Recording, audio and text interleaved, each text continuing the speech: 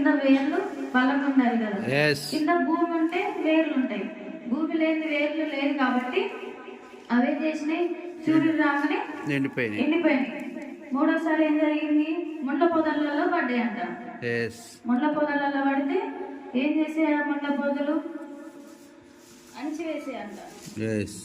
అణిచివేసాయి చెట్లని, ఆ విత్తనాలని. ఇంకొన్ని ఎక్కడ పడ్డాయి? మంచి నీళ్ళన పడ్డాయి అంట. అంటే దాని అర్థం ఏంటిదంటే మనం కింద చదువుకున్నాం, ఎవడైనా రాజ్యమును గుర్చిన మా వాక్యము విని గ్రహింపక ఉండగా దృష్టిలో వచ్చి వాని హృదయంలోని విత్తబడిన దానిని ఎత్తుకొని పోవను. త్రోవ పక్కన పడ్డవాడు అంటే వింటారు, చర్చికి వస్తాం, దేనికోసమో తెలీదు, వస్తాం, వాక్యం చెప్తారు, వింటాం, కానీ గ్రహించం. దాన్ని మనం గ్రహించుకోకుండా విన్నదాన్ని ఎవరు వచ్చి ఎత్తుకోబోతున్నారు?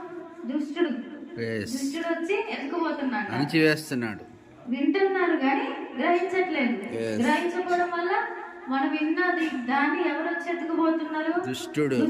వాళ్ళు ఎవరు? త్రోవ పక్కన పడిన వ్యక్తి. విత్తనం ఎవరు? రెండో చూస్తున్నాం, రాతి నేలను విత్తబడిన వాడు వాక్యము విని వెంటనే సంతోషంతో దాన్ని అంగీకరిస్తాడంట. రాతి నేల పడ్డ వ్యక్తి ఎవరు? వింటారు, వాక్యం విని వెంటనే దాన్ని అంగీకరించి సంతోషిస్తాడు కానీ శ్రమలు అలాంటి ఏమైనా రాగానే ఏం చేస్తాడు? ఏమంటే కృంగిపోయి దేవుణ్ణి వదిలేస్తాడు. ముళ్ళ పొదల్లో పడిన